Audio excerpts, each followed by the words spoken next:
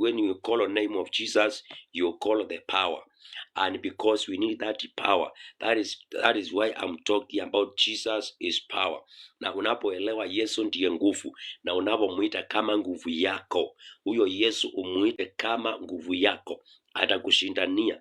Hata kama kuna kitu kimekulemea, na uite Bwana Yesu kama nguvu yako, hiyo Yesu atakushindania, atakutenda mema, atakupingania hiyo vita ambayo umepingana imetosha.